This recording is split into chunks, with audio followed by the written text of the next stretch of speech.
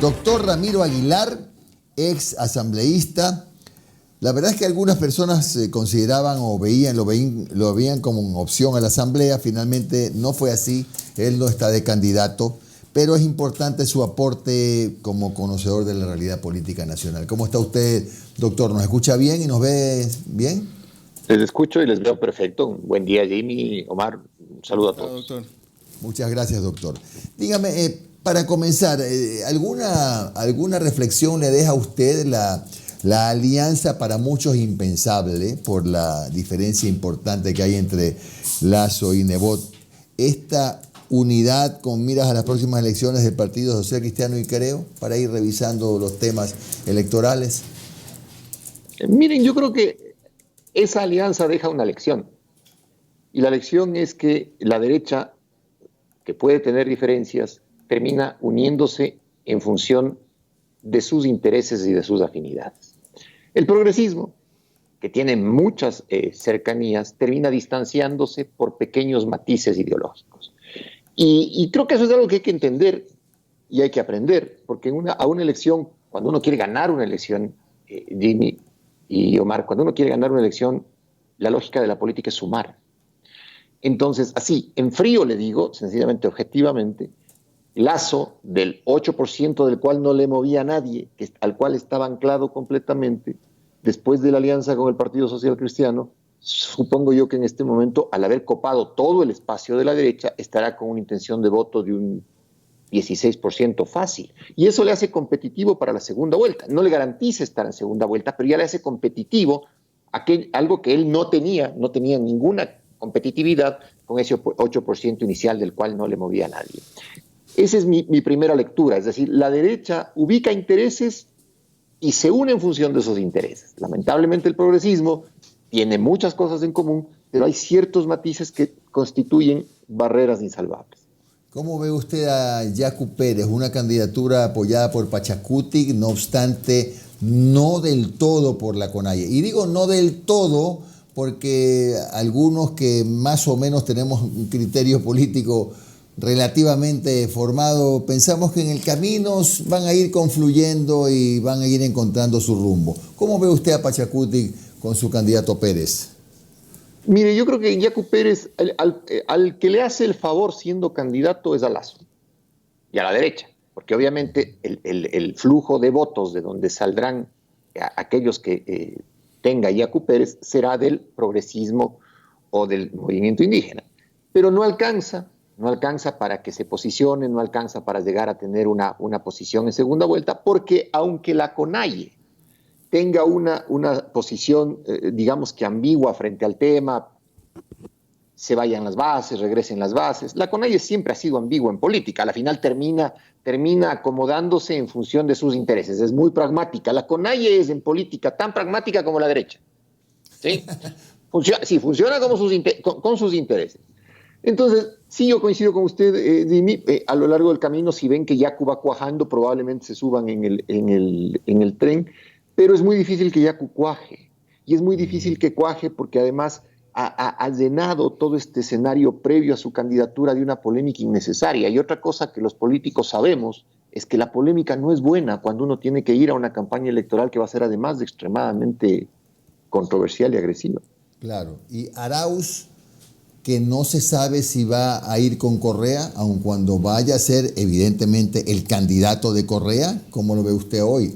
Estamos hablando de una foto de hoy día. Sí, claro, como yo suelo decir, cortando el queso el día de hoy. Cortando el queso el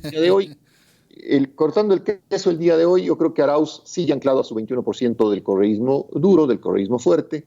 Me parece a mí que este amago, estos juegos fatuos, este artificio de insistir en una candidatura que siendo legal, que debiendo aceptarse, el gobierno de Moreno va a poner con el CNE todos los impedimentos posibles, también ha desgastado un poco a Arauz, porque finalmente quien asuma la candidatura a la vicepresidencia, que puede ser Carlos Rabascal, por ejemplo, llega siendo un suplente y no ayuda, no suma.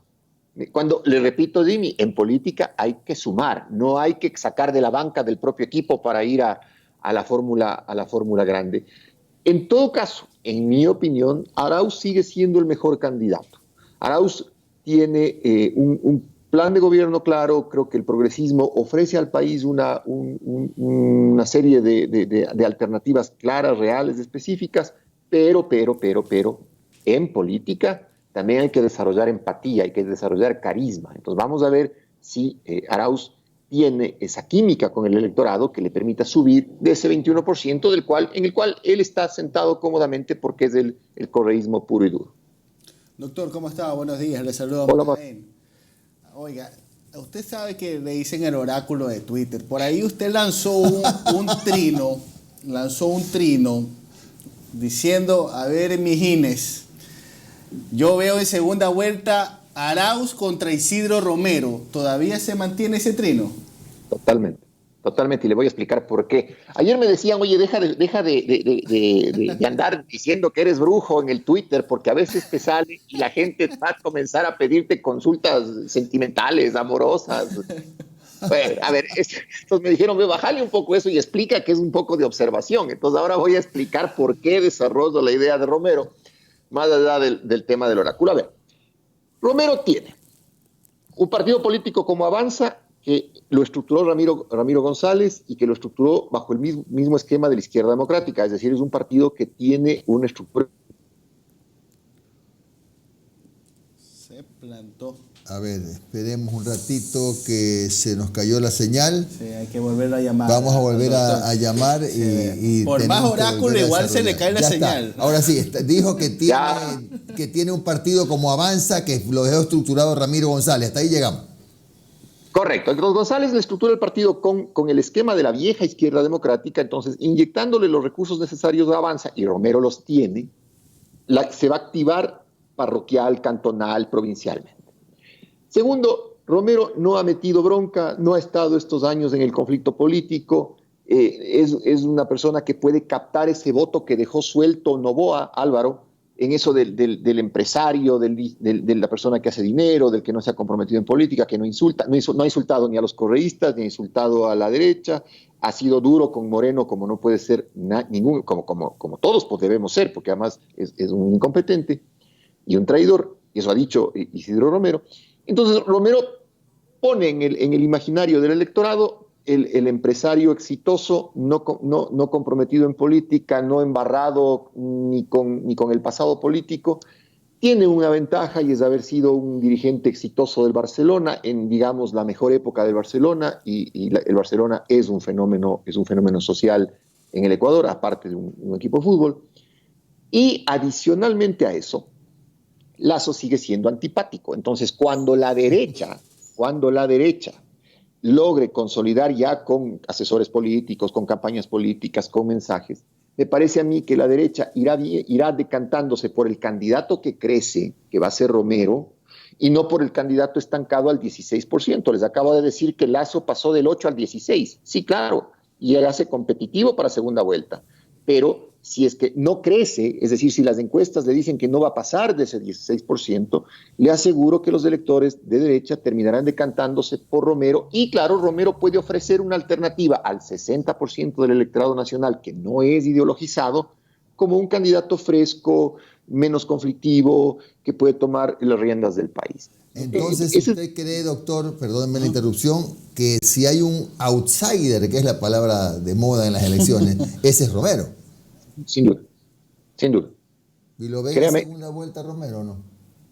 A ver, yo creo que depende de cómo terminen de armarse los binomios una vez que se apruebe la papeleta, porque hasta ahora lo que tenemos son precandidatos. ¿Sí? Entonces, una vez que se apruebe la papeleta y hayan las primeras encuestas con números mayores, con muestras mayores, y vean el efecto de la alianza, creo, social-cristianos, y el techo, sobre todo Jimmy, el techo. Un político puede tener, ¿qué es lo que le pasa a Nebot? Puede tener un 16%, pero tiene un techo, es decir, gente que no votaría por él.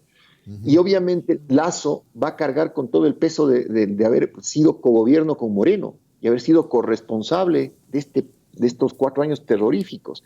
Entonces, me parece a mí que cuando ya esté armada la papeleta, ¿sí? Tenemos un 21% duro de Arauz, que está ahí, y me parece a mí que si Romero logra quitarle votos a Lasso, porque Romero funcionará ahí, en ese escenario político, si Romero logra consolidar su candidatura de derecha y quitarle votos a Lasso, el candidato de segunda vuelta probablemente esté entre un 18, 19%, porque el resto se fraccionará. Entonces, usted va a ver en campaña que probablemente el equipo de Lasso comience a tirarle dardos a Romero, porque es él que puede terminar desplazándole de un segmento, porque a ver, el progresismo no va a votar por Romero, el progresismo tiene un candidato que votar, por el cual votar, que es Arauz, pero el tema está en el otro lado, en la derecha y sobre todo en el 60% del electorado nacional que no está ideologizado, es decir, que está muy enojado, que está muy decepcionado por la orfandad del Estado y que necesita un candidato que además no sea conflictivo y que tenga empatía. Vamos a ver si a Romero le alcanza también la empatía y el carisma. Oiga, doctor, pero hay sectores que indican que con la alianza ya Social Cristiano y creo Lasso puede ganar hasta en una vuelta, dice. No, jamás, pues, pero eso es no saber ni contar, pues. O sea, Lasso en una sola vuelta no gana ni corriendo solo, pues, ni con el hipódromo básico. O sea, no llega a la vuelta, se cansa antes, ¿no? Eso es imposible, eso no va a pasar. Entonces no cree que la suma, es que, oiga, también tengamos presente que el Partido Social Cristiano también tiene una estructura nacional, ya, pues estamos hablando de uno de los partidos más antiguos que subsisten en el país, también tiene una estructura nacional. Ahora la pregunta es, ¿usted cree que esa estructura nacional del Partido Social Cristiano va a trabajar a favor de la candidatura de Lasso? O sea, veremos a los viejos dirigentes social cristianos salir a la calle a pedir el voto por Guillermo Lasso. A ver, yo primero discrepo con usted, Omar. Yo no creo que el Partido Social Cristiano tenga una estructura nacional. O sea, puede tener formalmente candidatos en todo el país, pero si usted ve la votación del Partido Social Cristiano en la Sierra es muy baja. Es un partido regional, es un partido fuerte en la costa, ya ni siquiera fuerte en Manabí, ya ni siquiera fuerte en Esmeraldas. Yo creo que es fuerte en Guayas, muy, muy fuerte. En El Oro yo creo que ya también pasó su momento. Entonces, el Partido Social Cristiano lo que está haciendo a mi gusto es tratando de conseguir asambleístas, porque le ve imaginémonos un poco un escenario en el que Lasso ganaría las elecciones, pero esto ya solamente es imaginación. Sería un gobierno transitorio, sumamente débil y conflictivo, y además perverso en el escenario del continuismo de Moreno. Entonces sería un gobierno tan frágil y transitorio que los socialcristianos lo que apuntan es a tener un bloque de asambleístas fuerte, que es a lo que ha apuntado Nebot en los últimos años desde que declinó sus aspiraciones presidenciales, a hacerse fuerte seccional en el gobierno seccional de Guayaquil y en la provincia de Guayas, y a tener asambleístas que le permitan bajarle la mano al gobierno nacional cuando el gobierno nacional necesita muñequeo político. Y sobre todo para los socialcristianos es importante el municipio de Guayaquil, porque es un municipio de mucha liquidez. Guayaquil es una ciudad muy, muy, muy productiva, de mucha liquidez, y no se olviden ustedes que el municipio de Guayaquil siempre ha terminado prestándole dinero al gobierno central a través de los certificados de tesorería, comprándole certificados de tesorería muy rápido. Entonces, el rato que el Partido Social Cristiano pierda la alcaldía de Guayaquil, desaparece y será absorbido por creo, el sector político de la derecha. Y si es que mantiene la alcaldía de Guayaquil, yo creo que a la larga, especulé un poco en un artículo que escribí esta semana, a la larga el Partido Social Cristiano le apunta a que Guayaquil y Guayas vayan a un proceso autonómico muy, muy duro, muy, muy, muy abierto, en donde finalmente terminen ellos gobernando el Guayas y dejando el resto del país a su suerte. Bien, doctor, hagamos una pasada informativa sobre cómo se está desarrollando este caso de rebelión, aunque usted no es el abogado de Paola Pavón, su cliente, que es Virgilio Hernández, sí, está en el mismo caso. ¿Qué elementos nuevos han aparecido en este proceso como para que una fiscal apunte a que tienen que cambiarle las medidas cautelares a la prefecta? Le pregunto al abogado Ramiro Aguilar. A ver, la audiencia evaluatoria y preparatoria de juicio se realizó el lunes de la semana anterior, en donde el fiscal dijo, mantengan las medidas para todos. El fiscal pidió que se mantengan las medidas para todos porque no había ninguna razón para cambiar. Yeah. La audiencia se suspendió para que el juez resuelva y nos instalamos el día jueves. El día jueves estuvimos toda la tarde ahí y salimos en la noche y el fiscal seguía manteniendo su posición de que no se cambien las medidas. El día viernes, el sábado y el domingo transcurrieron y el lunes amanece el fiscal, con la novedad de que un policía, cualquiera, un policía X, dice que él que ha tenido una fuente humana que le chismea que la señora prefecta de Pichincha intenta un asilo político en la Embajada de México. Esto debió haber ocurrido viernes, sábado o domingo. Eso significa dos cosas: que a la prefecta supuestamente le siguen, y segundo, que alguien les chismeó, tal cual, para que la gente nos entienda. A eso se llama fuente humana. La Embajada de México les dice: vean, aquí no ha pedido nadie asilo, nadie, ni la señora Pavón ni nadie. Y les dice 2 veces, no una, 2.